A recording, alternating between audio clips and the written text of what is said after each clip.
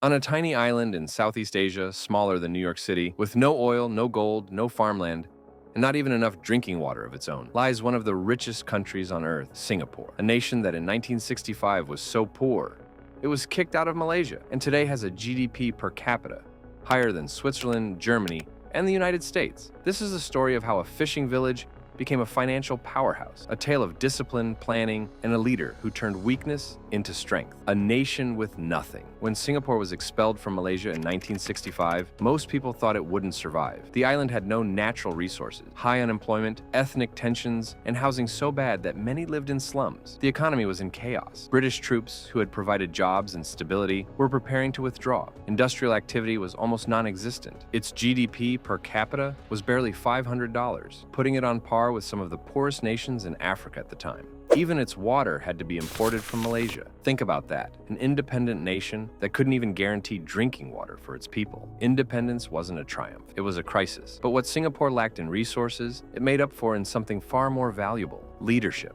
And that leadership came from one man, Lee Kuan Yew. Lee wasn't just any politician. He was a Cambridge-educated lawyer, a man who had seen his country humiliated under Japanese occupation during World War II, and who understood that survival required more than slogans. It required discipline, vision, and above all, results. In that desperate moment, Singapore didn't just need a leader, it needed a strategist, and Lee was ready. Lee Kuan Yew's gamble.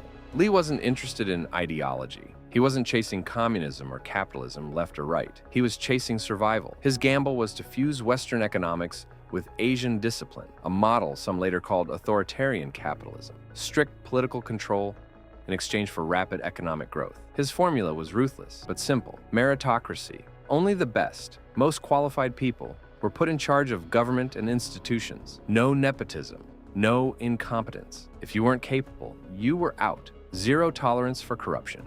In a region plagued by bribery and cronyism, Singapore stood apart. Anyone caught stealing from the public, no matter how powerful, was prosecuted. Lee knew that corruption was a cancer that could kill the nation before it even began. Long-term planning. Policies weren't made for short-term applause. They were designed for decades ahead.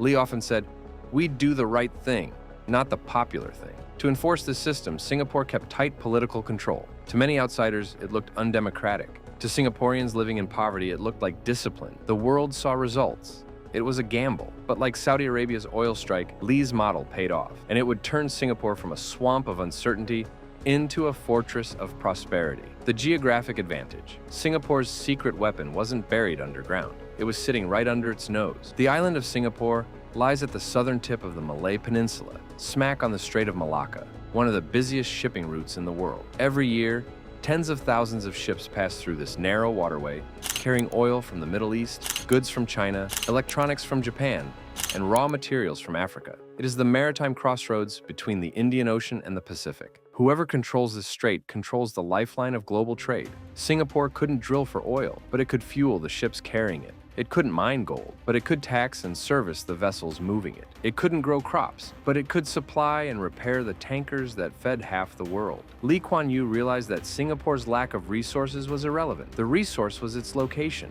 The island itself could become a factory for global trade. And so, if Singapore couldn't produce resources, it would control the flow of them. The port that built a nation.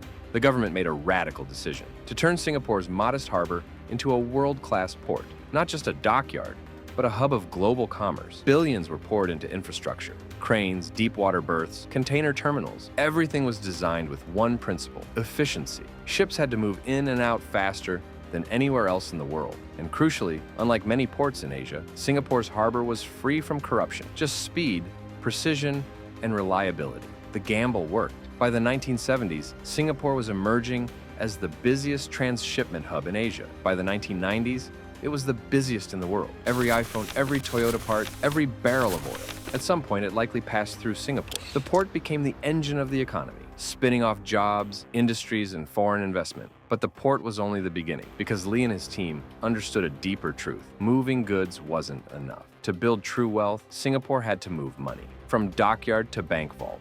Singapore's second act was even more ambitious. If Switzerland could become a banking capital in Europe, why couldn't Singapore become the Switzerland of Asia? The city-state built its reputation on three pillars: neutrality, stability, and secrecy. While its neighbors were torn apart by coups, revolutions, and corruption scandals, Singapore looked boring. But in finance, boring is beautiful. Low taxes attracted multinational corporations, investing in brains. But Lee Kuan Yew knew ports and banks were useless without people to run them. And so, Singapore launched its most ambitious project, building human capital. Education became the foundation of the nation's strategy. English was made the common language, ensuring that Singaporeans could do business with the West, while still preserving Chinese, Malay, and Tamil as cultural roots. Schools were overhauled. Technical training produced factory workers. Universities produced engineers, doctors, and bankers. Meritocracy wasn't just a political slogan. It was baked into the education system. The results were breathtaking. Within one generation, a society that had been largely uneducated became one of the most skilled workforces on the planet. Singapore students began topping global rankings in math and science. Its universities climbed into the world's top tier. The foreign investor, magnet. With talent in place, Singapore opened its doors wide to foreign companies. Electronics giants like Philips, Sony, and Hewlett-Packard set up factories. Chemical firms built refineries. Pharmaceutical companies opened labs. Why Singapore? Because it was safe, stable, and efficient. Taxes were low. Ports were world-class. Workers were disciplined and educated. And when the global economy shifted,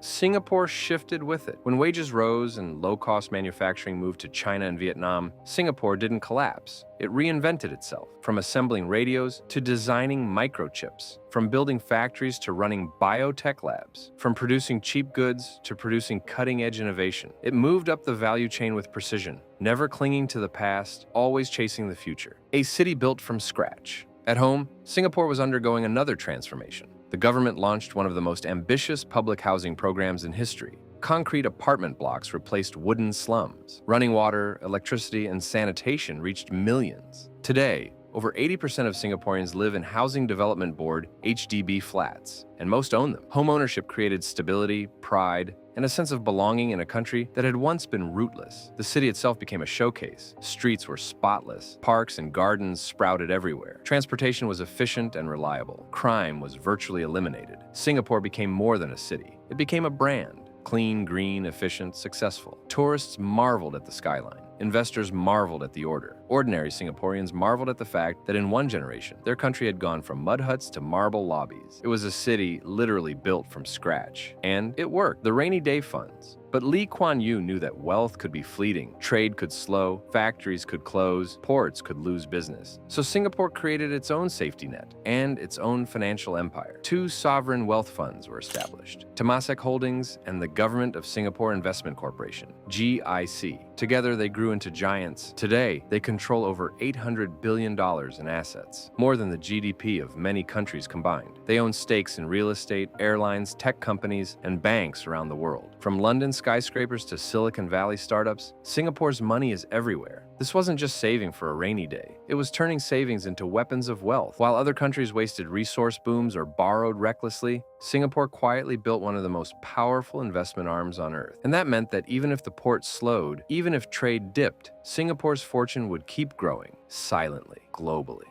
relentlessly. The cracks in the miracle. But even miracles have cracks. Singapore faces an aging population. Its birth rate is one of the lowest in the world, forcing it to rely on immigration, a source of tension in such a small country. Inequality is rising. While many live comfortable middle-class lives, others struggle with high housing costs and stagnant wages. And the cost of living? Among the highest on earth. For many young Singaporeans, the Singapore dream feels harder to reach than it was for their parents. Strategically, the nation is also vulnerable. With limited land, limited natural resources, and heavy dependence on global trade, Singapore's fate is tied to forces it cannot control. US-China rivalry, global recessions, and shifting trade routes. And finally, its model, strict discipline, limited political freedom, and near absolute government control, is nearly impossible for other countries to copy. The Singapore miracle is unique and fragile. The paradox of Singapore. Singapore is a paradox, a tiny island with no natural resources, now one of the richest nations alive, a place where democracy was sacrificed for discipline, yet where citizens enjoy prosperity most democracies envy. It is both a city and a nation, both authoritarian and efficient, both vulnerable and powerful. Its wealth is immense, its power undeniable, but its future still uncertain. Because just like oil empires rise and fall, trade empires can too. So what can you do? First, share this video. Most people don't realize how a fishing village outpaced Switzerland. Second, drop a comment. Do you think Singapore will stay rich forever, or is its golden age already peaking? And third, subscribe. Because next week, we're breaking down Kenya's M-Pesa revolution, how Africa beat Silicon Valley to the future,